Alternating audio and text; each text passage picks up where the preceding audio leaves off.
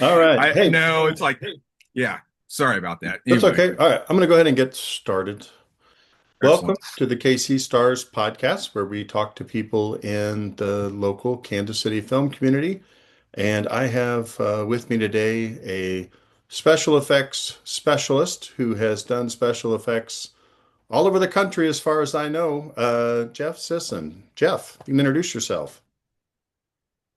Thanks, Kyle. Yeah, makeup artist. I've been doing this for the makeup stuff I've been doing for 20 plus years professionally, I guess. I started uh uh actually before, I mean, I was doing this stuff well before that now that I think I've been doing it since I was a kid. But yeah, I had a couple of pretty I had some friends who helped me get into it, and at one point I relocated myself out to California to do some work out there. And yeah, you're right. It's especially nowadays, it's all over. It's wherever I'm needed. So, but yeah, Wow. been making monsters and kind of been doing it a long time. How do you learn how to do something like that? I know you started out kind of locally doing your own thing, but then you moved to LA for a while and like how did you Well, learn? I mean, when I was a kid, I was uh, back in 1922. Now, when I was a kid, there wasn't. Now you can go to a school. Now they teach that there's schools you can go to. You can go and learn all of this. I had an interest in, monster movies and all that kind of stuff. There were a couple of magazines like Famous Monsters and Fangoria, and they would have pictures and kind of hint at things, but you kind of had to just kind of figure it out for yourself, or you might catch, a behind the scenes, like the making of Thriller, where Rick Baker was very generous, how he did everything. It was like, oh, okay. And I was pretty blessed to be able to sculpt without a lot of actual training. And my dad, while he wasn't an artistic person per se, he understood the mechanics of mold making. Well, you need to do this and you have to do this. And so all those things kind of came together. And, a lot of trial and error, a lot of uh, gluing things to yourself and losing hair and eyebrows. And, but yeah. And, as I progressed, there were things that came out and were published. And I was fortunate enough to study with Dick Smith. He had who's, I don't know if you know the name, but you certainly know his work. He did The Exorcist, Godfather films, among other things. He won an Oscar for the Amadeus makeup he did on F. Murray Abraham. And he was very kind. He would share everything. I mean, the guy invented pretty much the Caro syrup and food coloring fake blood that everybody seems to use. I mean, he came up with that for he was traveling to Italy working on The Godfather, and he couldn't really travel with anything. He's like, well, what can I get in a grocery store anywhere in the world? So, but Wow. he would publish these things, and I was fortunate enough to be able to take his advanced prosthetic makeup course, which was like a correspondence thing. And I learned a lot from that. And then living in LA, working in the industry, and then being able to go into some of these schools, they asked me to come in. It's like, hey, can you show these kids how to squirt fake blood, or fake slit someone's neck, or throat and stuff. So yeah, it's a constant, and the everything's always changing. So there's new materials. So you're always learning something. So That's hopefully, spectacular. What movies have you been on that maybe we've heard of? oh God, probably none of. You Oh, know, I bet I've heard you of know them. that one sci-fi channel movie you started to watch and you watched about 5, 10 minutes of it and you probably shut it off. I probably worked on that one. I was starring in No, it. yeah, it does, yeah. I worked on quite a few of the full moon features. That's Charlie Band. He's known for the Puppet Master films, but I worked on gosh, I was trying to like well, I mean, we can go. I actually, one of the first things which we have in common here was like I worked on some stuff for Todd Sheets really early on. He already had a crew of people, and they didn't know me, so they would kind of throw something at me. It's like, hey, why don't you just do this? And after I showed up with some pretty decent looking effects a couple times, Like I worked on Moonchild and Zombie Bloodbath 2. Those were here in Kansas City, and and then kind of transplanting myself out to LA, working on Killjoy 2, Dead and Rotting. There was a movie called Bleed. Uh, gosh, Guardians of the Realm. I'm trying to think of a lot of these B movies. Um, I came back in the late 2000s. I worked on a movie here called Bonnie and Clyde versus Dracula, and that one actually came out pretty cool. It's a lot of stuff like that. Easter Bunny Kill Kill. Who could forget that one, Kyle? I mean, and I met you working on Wolf Moon Rising. I Yeah, did not. absolutely. What's it like not to have me gluing hair to your face? I mean, Yeah, no, that's it was got to be. fun. It was fun. I enjoyed it. That's the second time I've been a monster. Um, Dude, Todd and sent me, and it was an interesting like, I've known Todd for decades at this point. So it was like he already uh, he had the wolf suits, and he wanted to kind of bridge somewhere between the actor and the wolf suit. I said, well, maybe we can throw some makeup on these people. And I knew he was talking about doing some computer stuff too to kind of help bridge that gap. So yeah, I mean it worked out. I thought it worked out pretty well. I mean the finished product kind of speaks for itself. Todd, I know threw himself into that to really uh make it look as sharp and nice and as polished as he could. And I think he did a really good job. So yeah, actually, I got to see it at Screenland Armor. You can see my shirt here. I see that. I was Uh, there. I kind of snuck in and just kind of, I'm always low profile on that stuff. I know they were like, I remember they were at like, everybody come up the front. I'm not coming up the front. I'm just going to sit there and kind of soak it all in. So, but what I offered was very little. You guys put in all the hard work. well, You really, I'm not a huge part of the movie, but yeah, I went up front and I have gone to movies before and I haven't gone up front. And then everybody's like, why aren't you doing this? My wife's like, going up, so I just go up front, regardless if I have a big role or a small role, I'm up front it, answering questions. I kind of like that sit back, look at everything. I obviously, if I'm not, I totally get it. I mean, listen, I think I literally did 2 days on that film. I did the day with you, and I think I did maybe one or two other days. So it was a lot. It was very low effort. So yeah, like I said, you guys had done all the heavy lifting by the time I came in. I'm just like gluing hair to people's heads and trying to keep it like that was so crazy. But I mean, that's typical. I mean, that's just pretty typical. A lot of the work I get, not always, but a lot of it, be a day player. I'll come in. It's like, hey, can you come in and kind of help us with this effect? It's like, yeah, absolutely. So, So where all and have those are you fun. done this? I know you've done it in Los Angeles and Kansas City. Where else have you done projects? Dude, Ohio. I mean, I'm trying to think. Uh, I shot a movie out in Tucson. Like I said, all around LA. I think out in Vegas, I worked on something one time. Gosh, now I'm on the spot. Ohio. I know. I feel like we did a couple things in Ohio. Um, yeah, I mean, it's just wherever. That's It's good. like a lot of times it comes down, it's a budgetary thing because not only are you bringing in somebody from out of state, then you have to house them somewhere, and take care of them. And that's so, but yeah, I mean, generally a lot of the stuff I work on is like, I don't know if we like, the way Todd shoots movies is a little different, than a traditional film. Not that it's any less than, but it's a lot of weekends because people have lives, and the way he's putting that together, which I could say there's something to be said about that as opposed to like I'm trying to think of like one of the like the full moon features were like 8 to 10 days. I mean that's pretty lean. I mean you're cooking with Crisco to get that stuff done and make your page counts and uh and it not always the funnest thing in the world, but especially when we get out of state.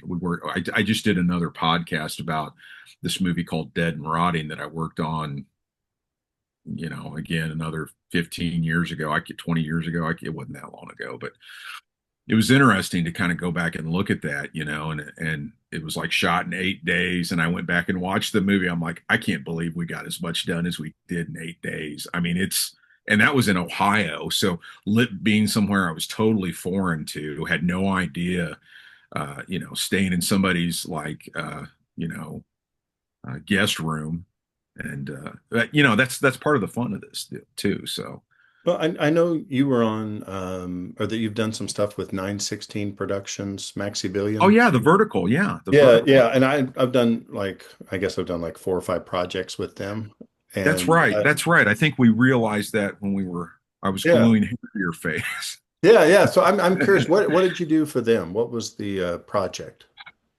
What Uh, was it the about? it was called My Cold-Hearted Alpha. Okay, And again, man, you talk about I can't remember how if they I feel like they found me, they reached out to me, and it was Joy who had said, because traditionally they are not those are not effects driven projects. sure, They're, sure. so they're very and again, no disrespect, a very soap opera like endeavor, so they had one that they needed. In that particular one, um, they had these Wendigo creatures, and they had an idea of kind of what they wanted them to look like. So, and Joy had provided those. She had done some kind of AI stuff she'd put together. I'm like, okay, I see where you're going.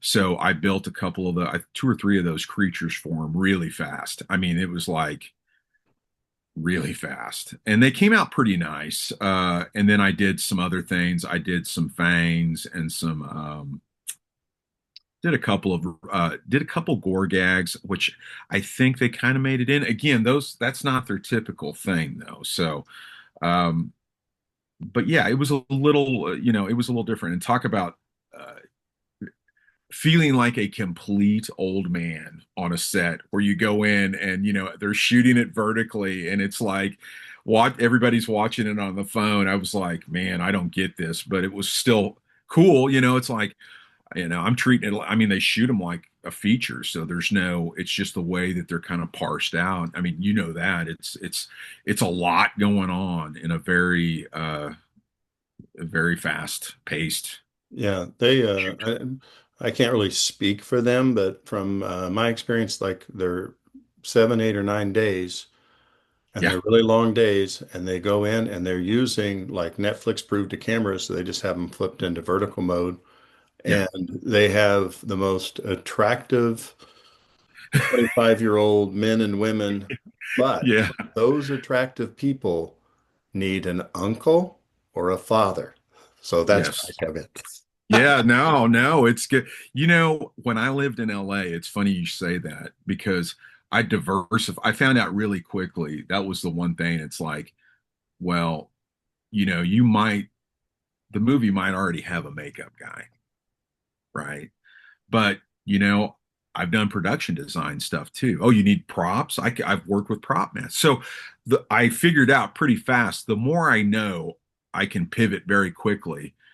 And to your point with the acting thing, I never had any aspirations to be an actor of any kind. But I got to tell you, like some of the funnest stuff that I did was just as a goof, like, hey, Jeff, man, this guy didn't show up or this didn't work out. We need a guy to be killed by this giant scorpion. Would you mind doing that? It's like, oh, well, of course, So that stuff's fun. And, it's like the guys who are all going for the lead, they all have a very chiseled certain look, whereas like, and then there's me, I'm like, well, we need a dirty hobo, Jeff. Can you help us with the line for dirty hobos wasn't as big. So it's like, yeah, I can do that. I can jump in there and do that. So, That's but yeah, awesome. you're right. You're right. I was watching a TMZ, like it was just on in the background, and it was one of the actors from one of the verticals. And I guess I'd worked with him on the Cold Hearted Alpha. I guess he's like the biggest one in these, and I had no idea, dude. He was as nice as could be, but it was just Was like, that Casey? Oh, well, there's look, a guy named Casey who's from St. Louis, Casey Esser. I don't really know him that well, but he it was like wasn't Casey. really, really nice, Yeah, tall, thin guy, maybe 6'2" or something. He's so nice. And I just remember I talked to him like on set, and it was like and I'm making up a number like this is my 37th vertical. Yeah.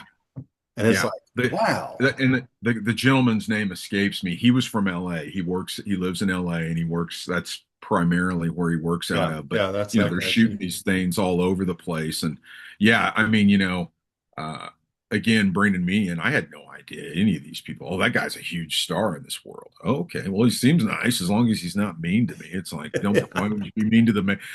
We tried, everybody had teeth we put in them. And the only bad thing about those, it's like because they're shot so fast, a lot of some of the stuff we planned on doing, it just didn't happen because of time. We Mhm. don't have time to do that. We're just going to kind of fudge it, or we're going to kind of pass over that piece. So, Yeah. um, yeah, it happens. It happens. So, and So that, you make prosthetics as well? yeah, everything. Yeah, I mean Everything. prosthetics. We didn't. Did we put a prosthetic on you? You put something across my forehead. That's a prosthetic. Okay, okay, Yeah, I'm trying to think. It's been, yeah, yeah, yeah. We okay. did like a brow. We did like they call it the evil brow. We put on you to kind of help sell the transformation from. We put the crazy wolf teeth in your head. I think we put some contacts in, but yeah, I do prosthetic work. Yeah. So you're the one that designs the prosthetic? Are you the one that says, here's the contacts we're going to use, or I mean, do you do all of that as part of your Well, design? I certainly did for Todd's film. But yeah, I like to have. Yeah, I mean, I try to have a hand in that. I mean, sometimes the director or they have a very specific, hey, we want, uh, you know, yellow eyes with black, and whatever, they have a very specific look, and then we'll try. And there's places you can go that if they don't have it in stock, they can kind of make it for you. It gets a little expensive, but most of the time you can find what you need. In a stock version, so you're not paying $600 for a pair of lenses that are going to be on the screen about 2 seconds. So, Yeah, yeah, but absolutely. yeah, generally I come up with like if again Todd's thing was a little different, but generally I would pull a life cast off someone, sculpt something onto the life cast so it fits them perfectly, make a mold, and then we cast it. Um, but that's not to say what we did on you was kind of a generic piece, and it worked. And we kind of did the same thing with, is it Dylan who's Yeah, in the movie? Island Fawn. Yeah, Yeah, we did the same kind of the same deal we did with you. They hit, put a big brow, like made her look really evil, and put the teeth in, and she was drooling everywhere, and it was again kind of some generic stuff because I think when we started talking, I don't even know when Todd and I originally talked about it if he'd even cast people. I just knew I had some stuff appliance wise that might work for it. So yeah, and that's you've directed things as well. Is that right? yeah, yeah. Again, dude, I'm trying to diversify myself as much as humanly possible. So, and I have always been interested in that. I've done, I probably about 10 years ago, yeah, about 10, maybe a little longer. I kind of had an opportunity to do music videos, and I kind of got my foot in that world. And the music videos I do are, I mean, they're like little self-contained movies. I mean, if you want somebody to come in and put the band in a warehouse and have fans blowing on them while they're jamming, that's not me. But if you watch one of mine, they look like I shoot them just like a movie. I mean, Wow. And you're a musician and yourself. usually Oh, sorry. you know, I, that's a matter of opinion, but yeah, yeah, yeah. I play in a couple bands, and I tour, and again, just whatever I can do to pay them bills, Kyle. You know how that goes. I'm gonna show some pictures and give you a chance to talk about them. And usually this is something like I do it on every show, and it's like, oh, okay, this is interesting. Oh, and people talk about who they worked. Yours are way more fascinating. Oh my. Okay, and people are only going to see the Oh, middle of the screen, just FYI. What is this? gotcha. Okay, so that so there's a local still photographer named Joshua Hoffine, and he shoots people. If you look him up, I mean, you'll if you spend any time looking through his work, you've probably seen his stuff. And he just does. stills. He does a single photograph, but he literally puts the work that you would put into shoot a movie, building Wow. sets. And so this particular one was this zombie. Uh, he had, I don't even know how many people. I mean, there were 20 or 30 people in zombie makeup kind of busting through this house. And it's like right at the moment where they burst through. So one of the things we did was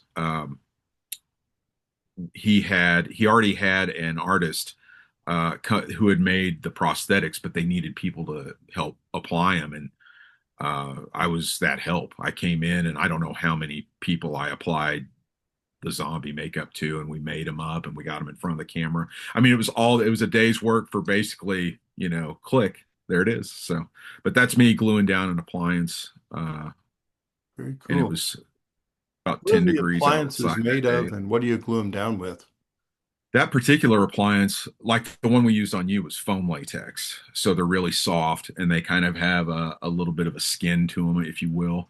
And we glue them down with it's like a medical adhesive.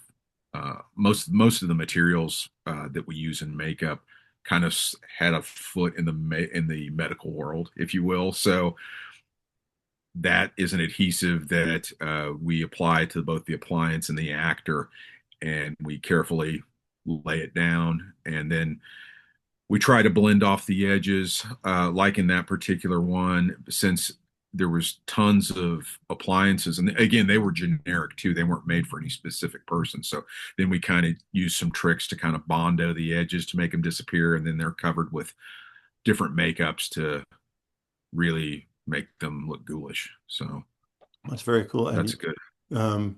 you're only the second person I've ever met who does these sorts of things. This is like It's such a unusual. it's It's a unusual. niche, real niche. A- Yeah, absolutely. Oh, there's the man. There's Todd right there. Todd, and So who's in the middle? that's okay. So that's J.R. Bookwalter. He actually was. We had a mutual friend, and that mutual friend introduced me to JR. And that he was working. He was originally from Ohio, and he transplanted himself out to L.A. and was kind of producing features for Full Moon. And he was nice enough to let me come out, work on them, and kind of get my hands dirty in that world. Which kind of help get my foot in the door in a lot of different things. And he also had worked with Todd early on. Some of Todd's early shot on video stuff JR had put out on his label. He had a video outlaw, I believe was what he called it at the time. So And I like back in the Todd shirts. I always like Todd shirts. he That's loves him, hilarious. dude. Raccoon. Yes, if it's not, yeah, it's all over animal or superhero. Yeah, yeah. Batman, yeah, he loves him. Yeah, no, he's great. Oh man, you got some. Did I say I must have shared these with you? I couldn't remember what. Uh, Down and Dirty alien mask for a music video. They needed an alien mask, and uh, I had a mold which was not an alien.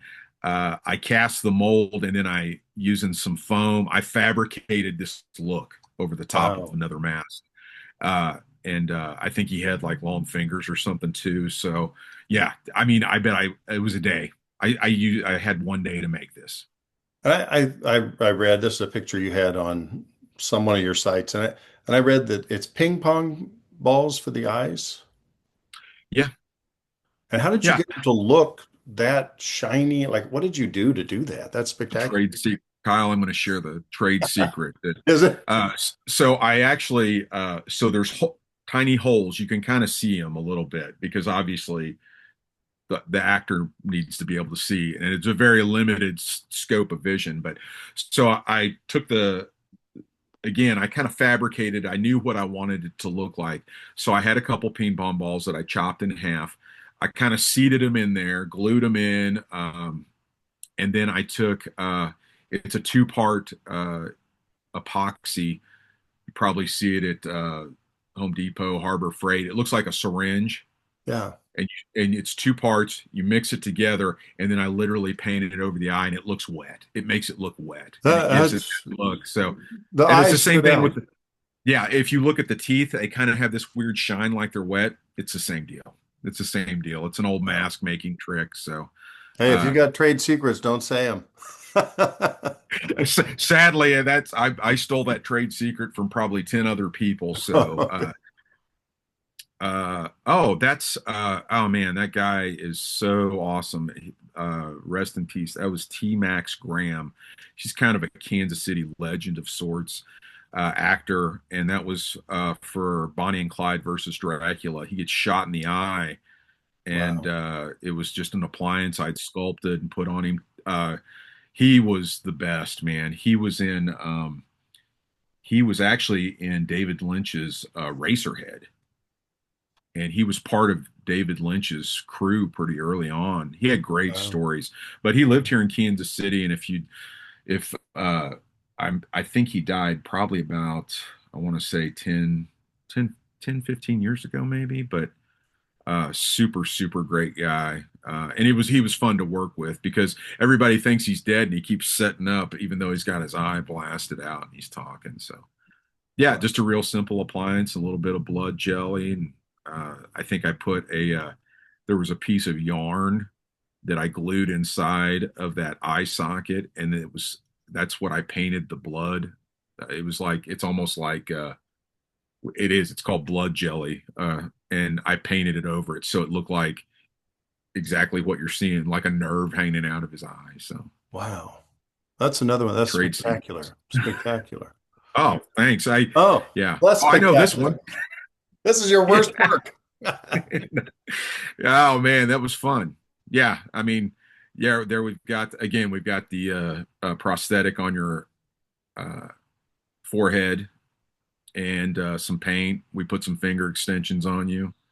Hair going everywhere. I think I don't know about you, but I'm pretty sure anytime I do stuff where we're gluing down hair, I spend the next 2 weeks like trying to remove the hair from Oh, sure. myself, my kit. I was just like, oh, there's hair everywhere. But Yeah, it's in the shower, all that. Yeah. yeah, dude, that was a quick one though. But we did it in pieces because again, you didn't have. I mean, you're as blessed as me with the.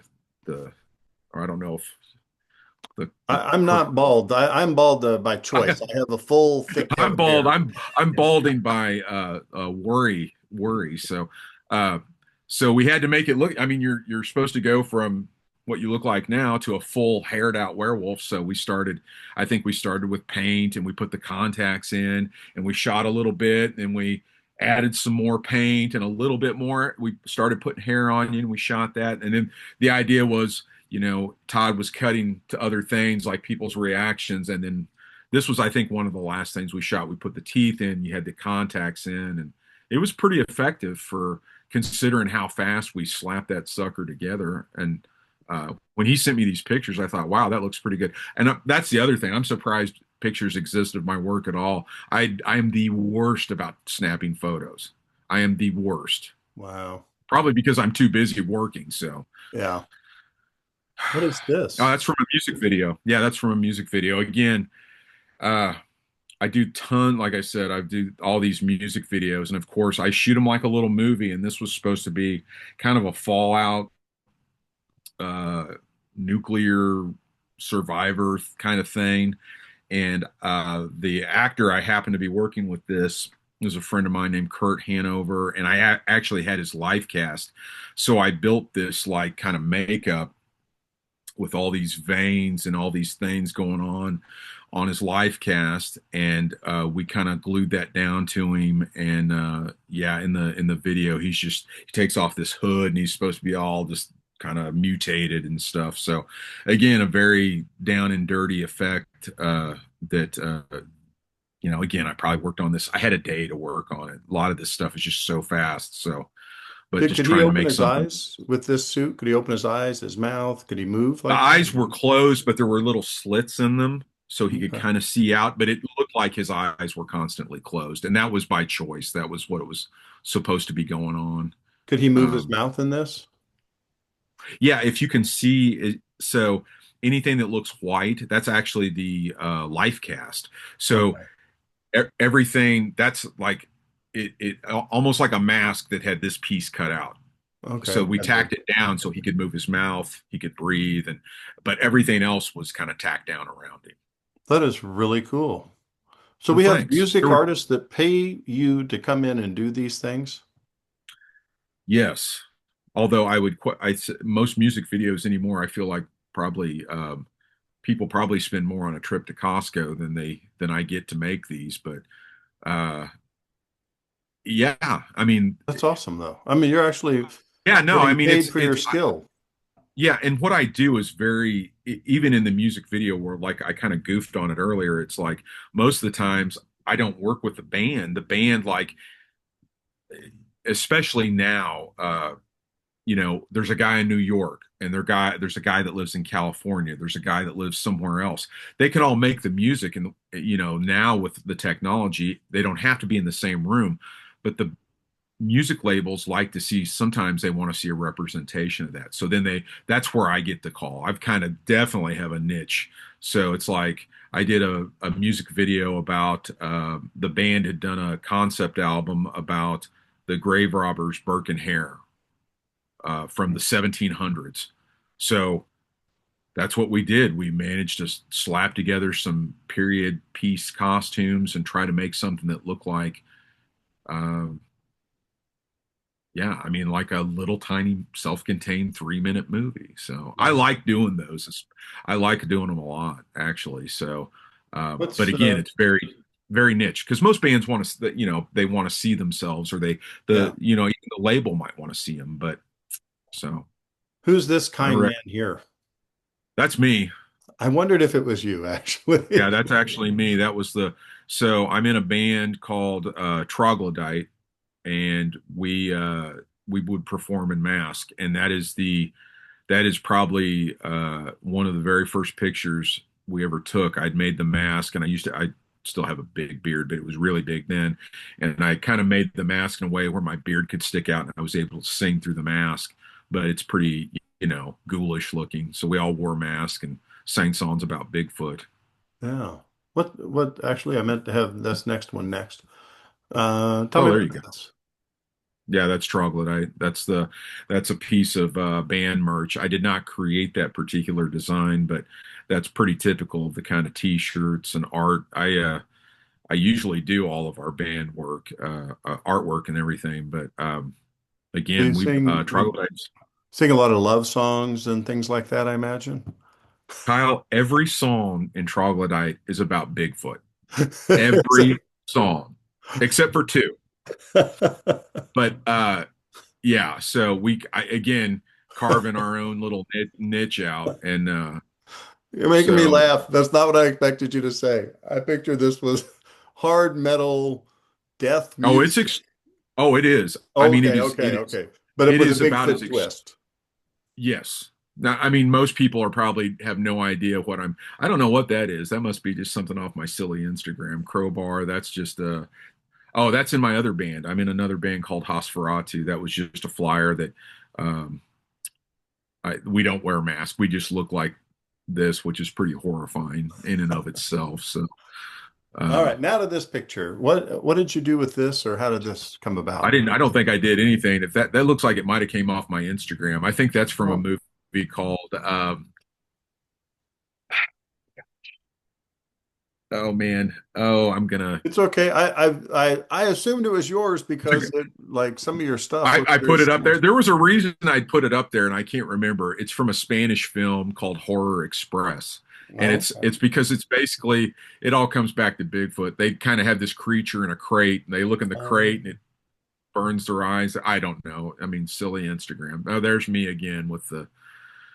That's one of the troglodyte masks, and at this point, as you can kind of see, it looks like it's kind of in pieces and stuff, which the first picture we saw was a pretty fresh mask, and this mask is over the years. It's kind of slowly fell apart. It's kind of like putting a dirty work boot on your head at this point. So it's a pretty smelly thing. So, but it looks pretty ghoulish when you put it on, and the kids seem to like it when you do that silliness. So, that's good. So where do you play? Where does Troglodytes play?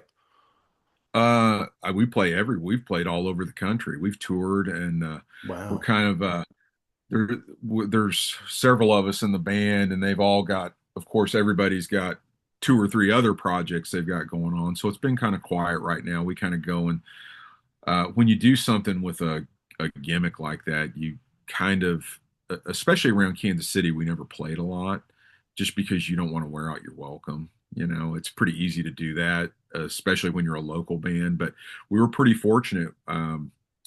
Uh, there was when we kind of got our name out when bigger shows would come through and they needed local support. They were kind enough to like, hey, let's get Trog. They seem to have a little bit of a following, so they can put a local band on. And then we met other bands like Guar, and we were able to, go play their festivals or go tour and kind of it's definitely an interesting thing. I never thought writing songs about Bigfoot would give me an opportunity to travel all, pretty much across the country, which it has. And, that's a pretty interesting thing. So, That is. you Do know, you write the songs? Are you the main songwriter, or is it a group effort? it's kind of a group effort. I usually put all the lyrics and I write I write the stories, if you will, the lyrics, the song content.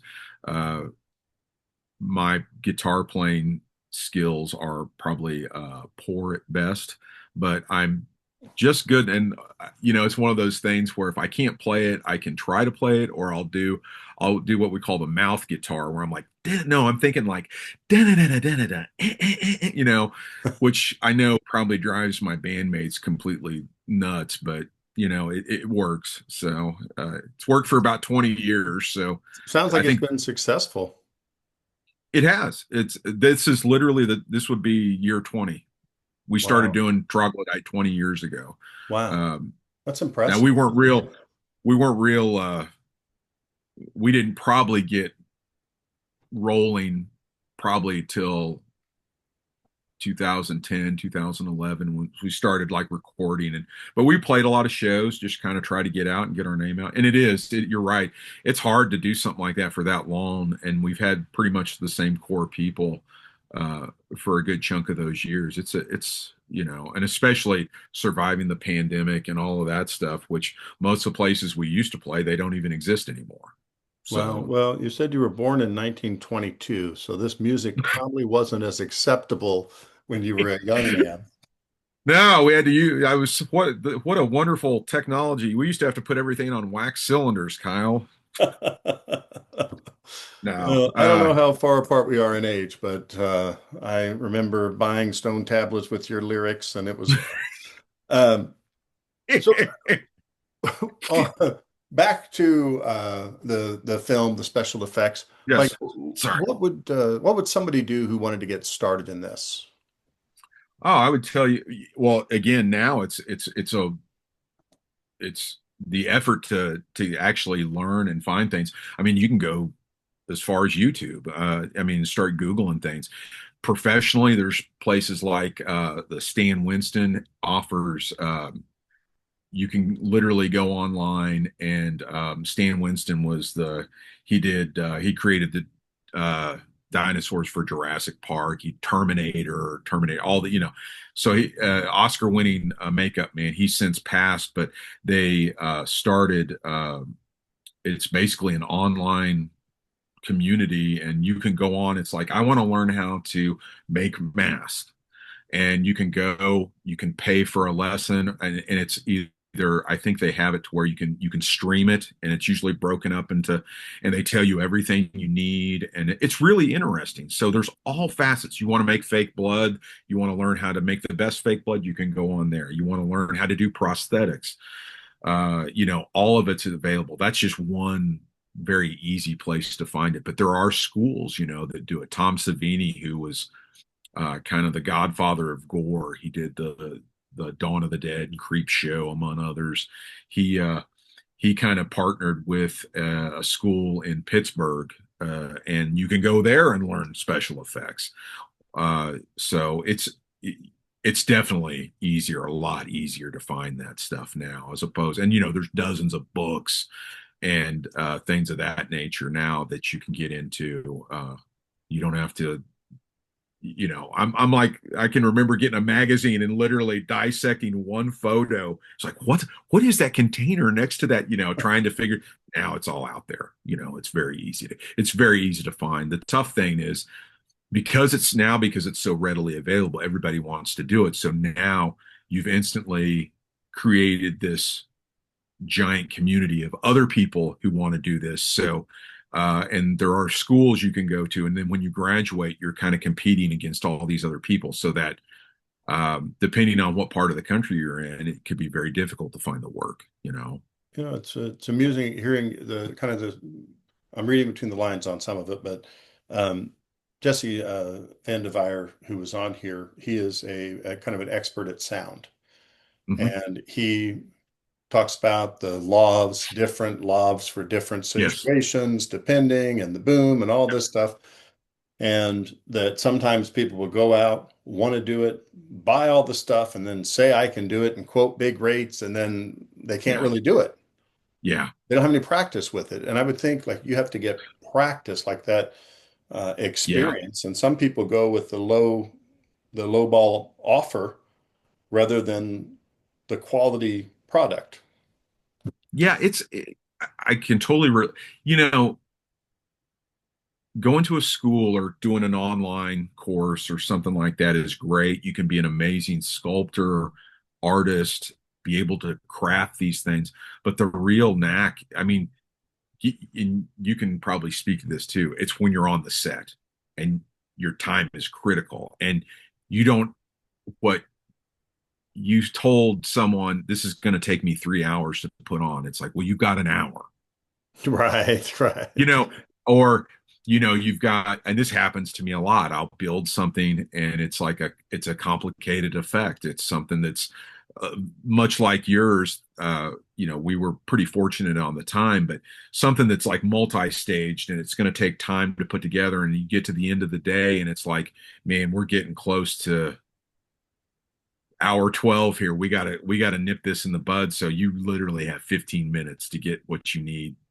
And it's like, what? Like, and that's the kind of thing that you no one's going to teach you in a class Hmm. that you're paying big money to learn all these things and go, yeah, okay, so the sculpture you just spent 2 weeks on, you've got about 10 minutes to throw this thing on this guy and it's going to be seen on screen for maybe 2 seconds. It's part of the art.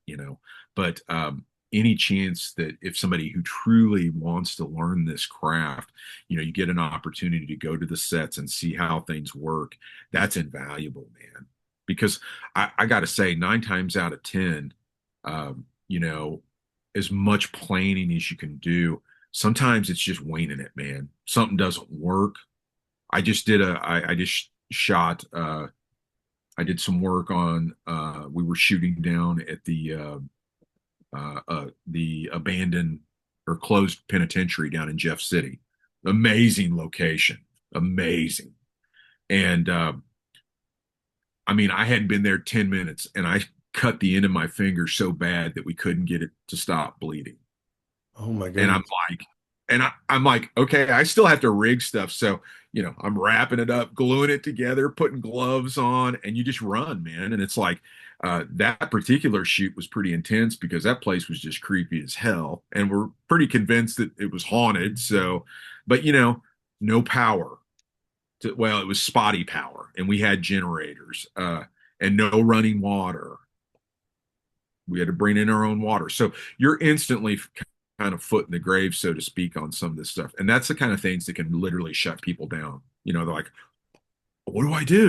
And you just have to, you think fast. You do a gag, it didn't work. Okay, well, what can I do to fix this and make it work and not wait? You've got 25 people standing around looking at you going, why isn't this working? We need this shot. What are you going to do?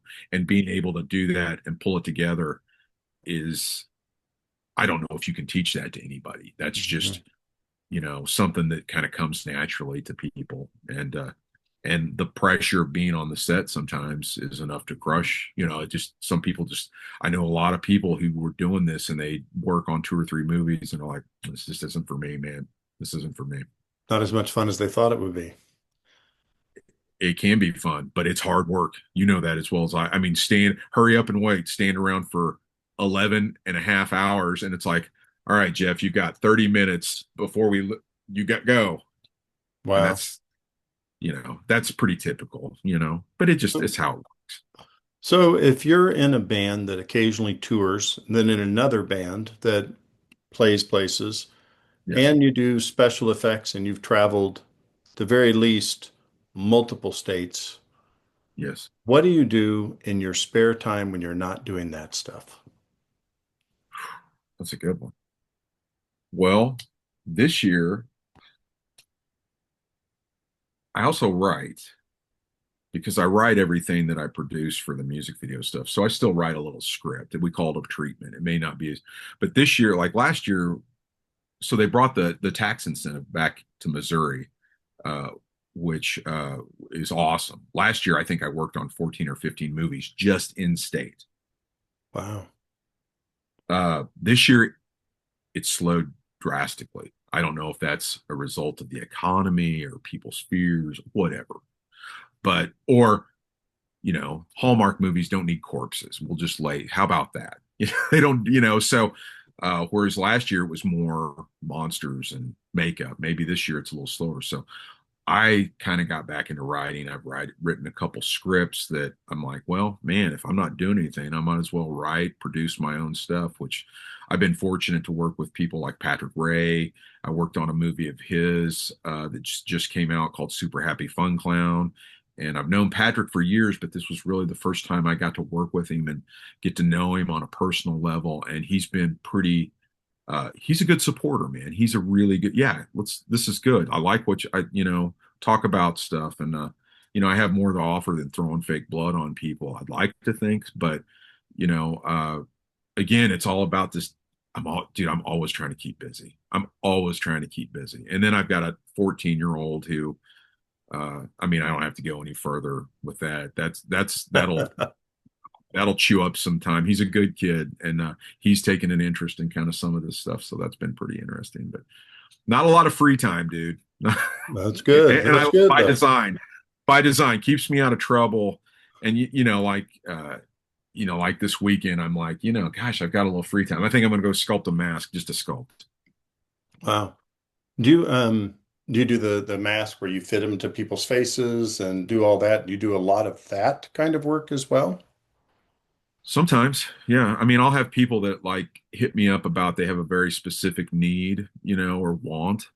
And then I just make generic mask. I mean, we're taping this today. It's September 26th, so we're really close to the Halloween season. So, somebody's like, "Man, I really like a skinned face mask." Well, I can hook you up with that. So that's kind of where my thinking is too. And it's like earlier this year, I did the Kansas City the Comic Con. Oh yeah, yeah. I know what you're talking And about. Crypticon yeah, or the other one? I've done Crypticon too. I love that. That's a little more focused. Like that's kind of the world I'm used to, where it's more horror stuff. But I did the Comic Con, the big one, the Kansas City one, which it was awesome. They invited me to come down, and I loved it, man. And I took some stuff down there to sell, and I had all kind of put out all my stuff because they kind of had like a maker space. They wanted people to be able to walk through and see. So I had masks and body parts and corpses and all this stuff. Wow. So, and it's a good way to get because people come in there and they have money to spend and they have needs and they see something that's like, wow, that's fantastic. It's a good way to sell. To me, it's like selling your art. Some people paint, like I've always loved making masks. So, uh, and it helps pay my bills too when I'm not working on movies. Sure. What's So the project where it turned out the best, where you're like the most proud of it when you look back? Like if somebody really wants to see your work, what should they watch? gosh, man. I think we kind of touched on Bonnie and Clyde versus Dracula, which is an older movie. It has my friend Trent Haga and Tiffany Shepis and T. Max Graham was in that one. And I think I'm thinking it's streaming. If it's not, I like that one. And it was one of those things where like a lot of the prosthetics I did were stuff that people wouldn't necessarily notice. Like Dracula starts off as this pile of goo, basically. And so the longer he's alive, he gets to looking more and more normal. And so a lot of the makeup I did was just things to mess with his face, maybe, and make him look like he's turning back into normal, so it's not necessarily this horrific makeup. It's a little piece under his eyes or a little piece on his nose, and all these things to kind of making him look, I really like, and that's a true, good makeup doesn't stand out like that. It's like it doesn't look like a sore thumb. I really liked that movie, and it was a fun little movie, and there were all these crazy things going on. Some of the stuff, like I said, I really like Super Happy Fun Clown. It wasn't like this intense effects movie, but the effects helped the story move along, and we got to do some interesting things that were a little out of the box, just weird things. Really cool. It doesn't have to be, and I love effects, and they have a place in the movie, but if it brings your movie to a grinding halt, that doesn't really serve the film. So, and again, that goes, Patrick he's a really good director. He knew exactly what he wanted. And I said, well, what about this? Can we do this? He's like, I like that idea. So, you bring stuff to the table, and if they like it, that's awesome. It's just That's great. yeah. Since this is a Kansas City podcast, I have to ask this question. Yeah. Someone comes to town from out of town. You can only recommend one barbecue place. They only have time to eat at one restaurant. You can Wow. add caveats if you need to, but where would be the one restaurant? Barbecue restaurant. Tough, tough, man. I'm gonna give a shout out to the place that I go to. I'm closest to probably, and I found that it's really good. It's a place in Independence called a Little Barbecue Joint. You're the second person to say that too, by the way. Yeah, I mean, it's not because I can go wherever. We've got gates relatively close. It's good. It's a good place, man. It's a solid, I'm not a super carnivore per se, but I'm going to eat it, I want it to be good, and it's really good. I would say second is probably that's where it gets a little hinkier. Casey Joe's or Slaps. Those are great. I mean, there's so many, everybody, and then like Woodyard has always been a favorite of mine. Woodyard is great, man. That's good. I have Um, not ever been to Woodyard, and I well, don't Woodyard's where know. everybody gets the wood from and Yeah, barbecue. that's That's how they right. started. I should say, yeah, Woodyard would probably be. That's probably the one. It's so easy to just drive up the road. Let's just go to a little barbecue joint. Yeah. But I would say probably the second one is Woodyard. Okay, Woodyard I'm is, gonna try it. yeah. I mean, and it's like across the board where it's like, man, their chicken is good.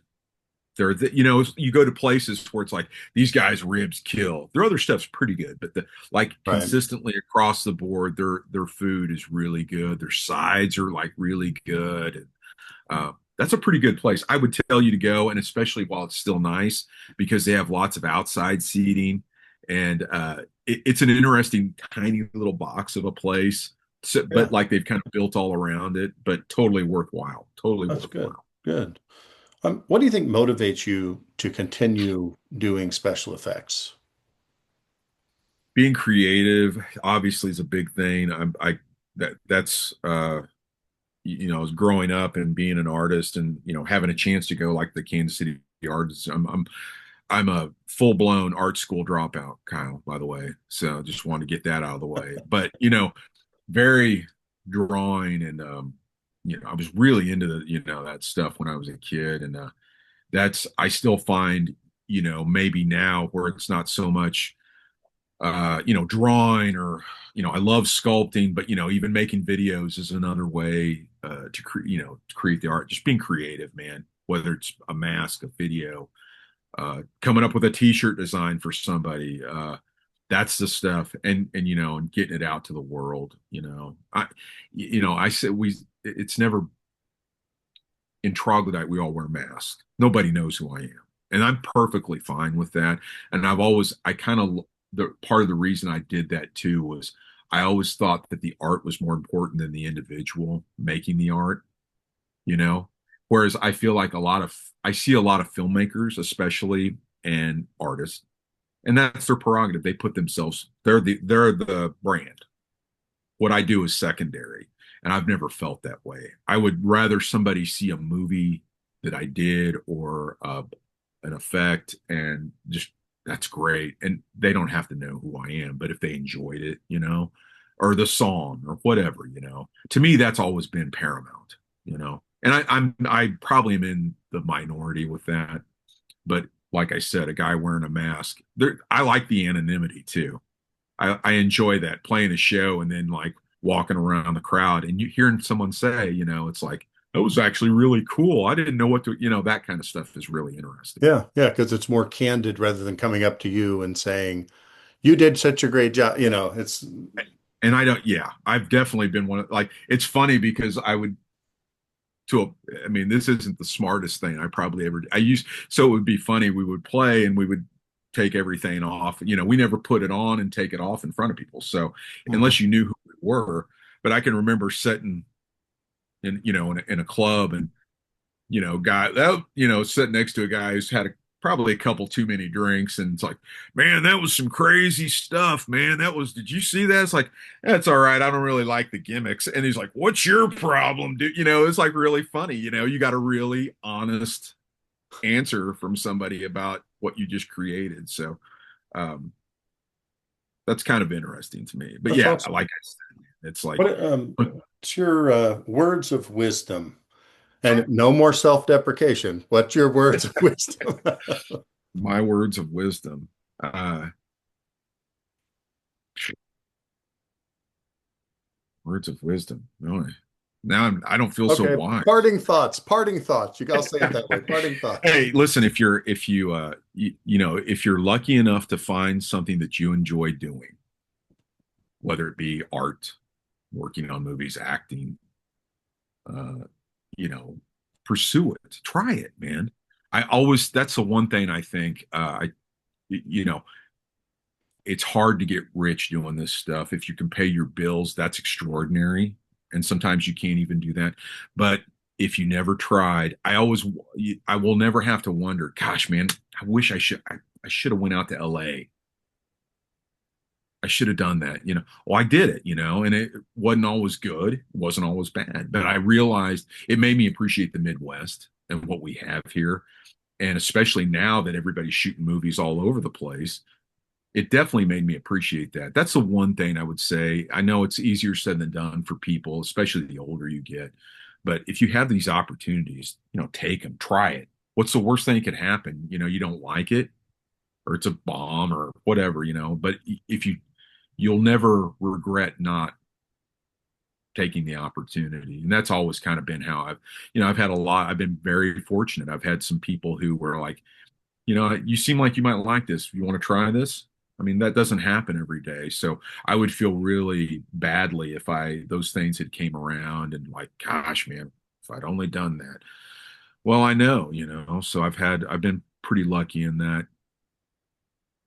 I've been pretty lucky, I feel like, That's interesting. so, I'll tell you what, I have truly enjoyed talking with you, getting to know you a little bit better. I have really enjoyed it. You have oh, uh, well, thank you. your life experience is so different than a lot of I, people. I mean, there's not a lot of overlap. There's some overlap, but yeah, your life experience like this specifically, like having a desire, like I want to learn how to do um, prosthetics and I want to learn how to do that and yeah. then you went and you did it. So I just think it's just fantastic to me. I love it when people say they want to do something and they follow through. So I really, that's been my MO. I mean, that's the thing that probably motivates me. I see it always drives me bananas a little bit. Again, we talk about people talk about doing something. I'm going to make this movie. And 10 years later, they're still talking about it, and well, it's I like, know I no, know some people just yes, like I know that. you do. That's why I said that.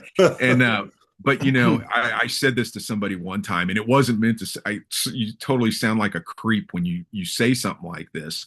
But when I said it to somebody, and they kind of repeated it to me later, but I used to say, I'd said to this guy, you make excuses, but I make movies. And it does sound pretty harsh when you say it like that, but do it, man. Just try it. It's like like I just don't have that energy spent talking about it is better served somewhere else. And it's easy to just talk, and But like I said, I'm hoping like some of these, the downtime, a little bit of downtime I had this year, and we didn't even talk about this. Some of the I'm making, I'm doing. I talked to Todd Sheets, and I'm trying to put together a documentary about him. He's got a fascinating story. I mean, he's been doing this a lot longer than me. And again, yet another, because I love, telling his. He's got a great story. I think people would like to hear it. So um, I think I'm trying. he has a big enough following and a big enough fan base that I think Todd Sheets, he's shown like right now he's showing Wolf Moon Rising Yeah, all around the U.S. He has yeah, showings every weekend. They're showing somewhere to be in they're in L.A. right now. yeah. It's going to be in Yep. Arkansas. It's going to be in Topeka. It was in Indiana. It's in, like, I mean, Yep. it's just a Oh, random it's great. a random place. I think he has enough of a following. He can sign autographs places. I think doing a documentary on Todd Sheets is an outstanding idea. I think that's a great I've idea. wanted to do it. I wanted to do it for a while because I mean, again, he was one of the guys who kind of gave me a chance. He gave me a break. He's like, "Yeah, go make this for us. Let's see what it looks like." And having been there, and then he's still doing it, Hmm. and and, you know, um, and of course, as soon as I talk him into, it was a really slow this year, and I was like, I'm going to do this documentary. I'm going to see if I can talk Todd into it. And he was like, he loved the idea. Of course, as soon as we started talking about it, my work picked up again. So I haven't got to do as much on it as I wanted to. But the winter's coming, and it's like, it, it's got to. I think it's a good story to tell people, and it's not. It's the guy's made 40 some movies. I mean, when you look Yeah, at it, it's like, yeah, since and the you can late say, '80s, and I will tell you, and yeah, I'll save it for the documentary. But no, I'm going to say it now. Like yeah, one thing Todd does, I really believe Todd brings out the best in people because some oh, absolutely, directors just watch your performance and say, okay, Todd coaches you during the performance, encourages you to do more. He truly pushes people in a way that's going to make the performance better. And I really like that about him. absolutely. No, he's definitely. Again, that's part of why I wanted to do a documentary about him because he's has the ability to rally people together for no money. It's not about the money with him. Um, but get people like a very our gang effort. We're going to do the best movie we can. We're going to put on the best show. We're Yeah. going to and everybody's there for the same reason. I worked on a movie, a shoot a couple weekends ago, and Travis, who was in Wolf Moon Rising, we were at his house, and I had some really interesting conversations about him. But again, it's like he's so many people it's just such an interesting thing. And I think if I do it right, it'll be an interesting story that people would like because how many people it's like he's made 40 movies, I've never heard of him. Well, you know it's interesting, man. So Yeah. maybe I'll when I get it done, I'll come back and we'll talk about That the sounds great. Sounds documentary. great. And I Hey, would and I'll have to talk to you because you were in Wolf Moon yeah, that's right. Rising. Right. Like, Well, I appreciate it. I would love to be a part of it. of There's course. probably dozens of people that know Todd better than I, but I have been in a couple of his things and I think highly of him. So Well, and you're part of the story. That's the thing. Everybody that's worked with him is part of the story. So that's the important thing. Thank you so much for inviting me on, Kyle. And it was good to catch up with you. And I didn't have to glue a single thing to your face today. that's right. Right. Hey, thank you so much. I truly enjoyed talking to you. Very You interesting. too. You too. Thanks, man. All right. See you, buddy.